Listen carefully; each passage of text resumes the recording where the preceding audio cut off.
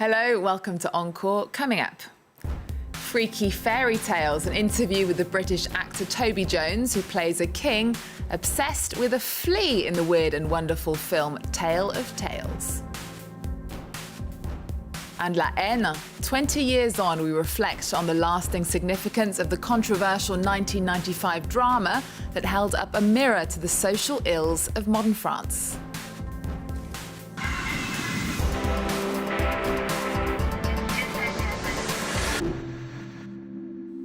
Thanks for joining us. Well, starting with one of my favourite films of the year, Tale of Tales. It's the horrific new Renaissance fairy tale from Italian Gomorrah director Matteo Garrone. It tells the folk myths of three kingdoms, each ruled by a gloriously mad monarch. The British actor Toby Jones plays one of them. I spoke to him at the Cannes Film Festival, where the film premiered.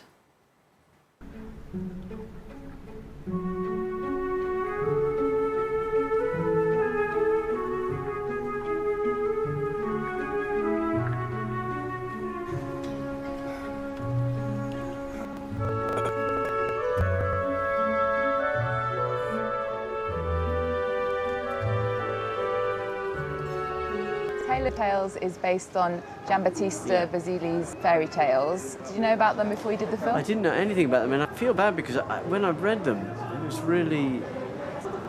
I thought they were absolutely extraordinary. And I think, you know, one of the bonuses, I think, of the film, well, it will bring those stories much more to a much wider audience. Tell us about your character.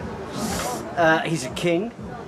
He has a daughter. We don't know anything about the mother of the daughter, but we sense that whatever's happened between the king and his daughter, they've become very, very close. Too close, perhaps.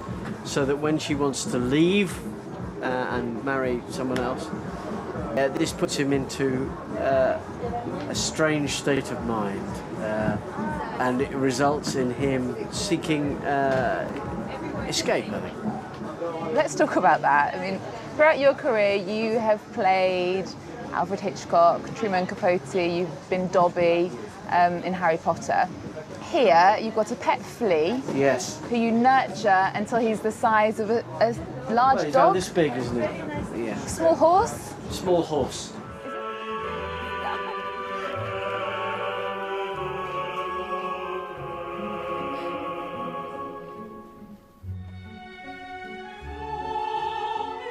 As well as flea petting in the book, there's a bit of heart eating by Salma Hayek.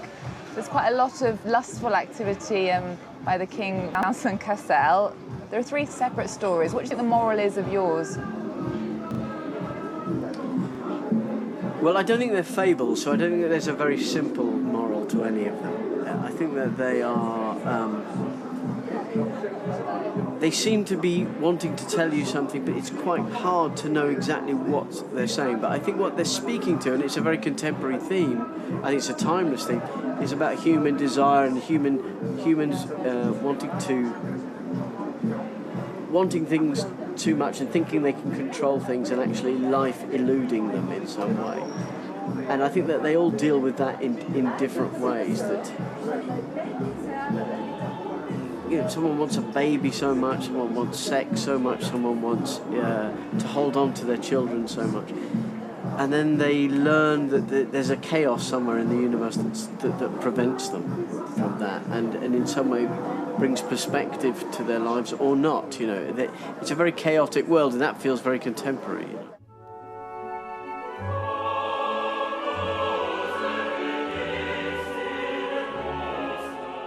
Court amusements as well are have a big role in the film.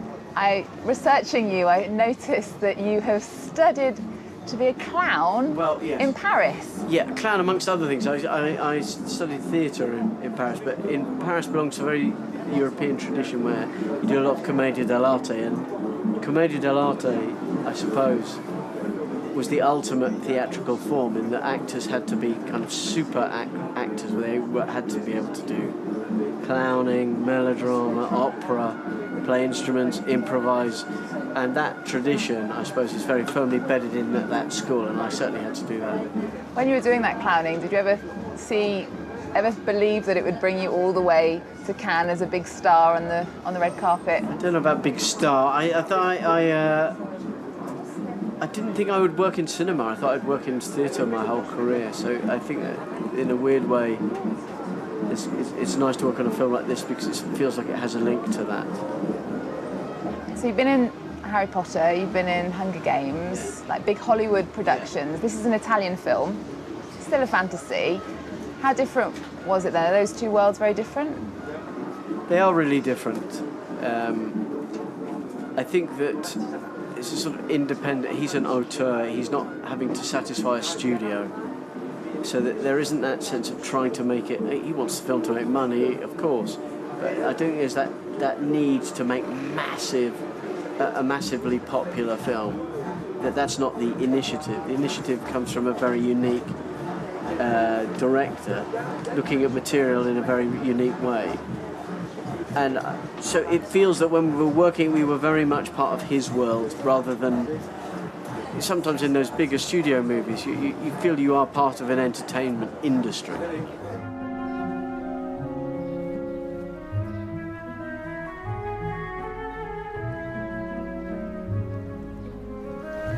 You're so beautiful.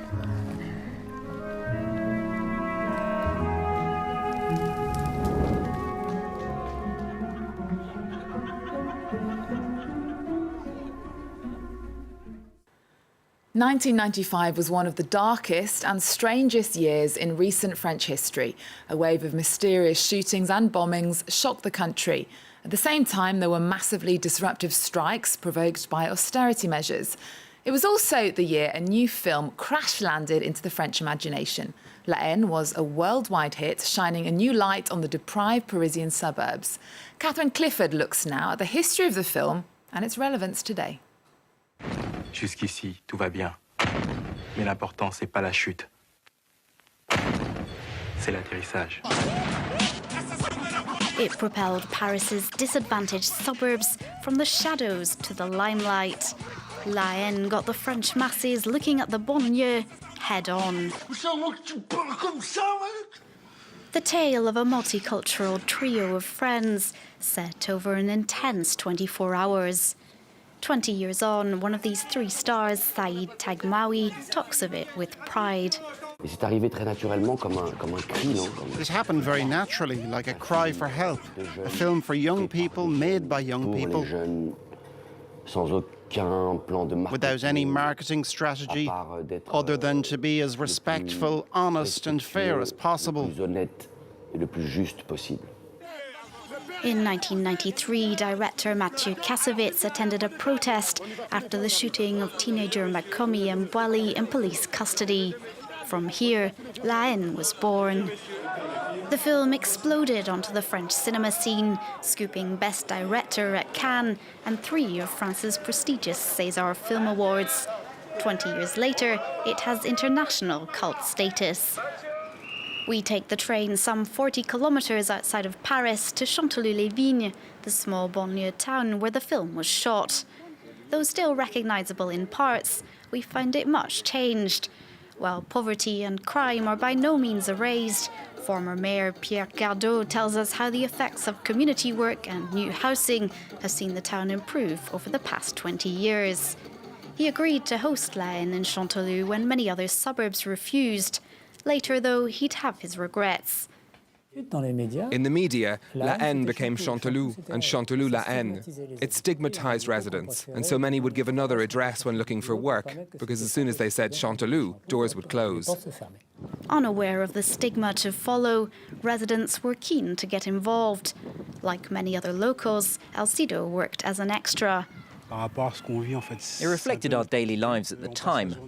We'd hang about in Chanteloup, doing nothing, and when we'd had enough of that, we'd often get the train into Paris.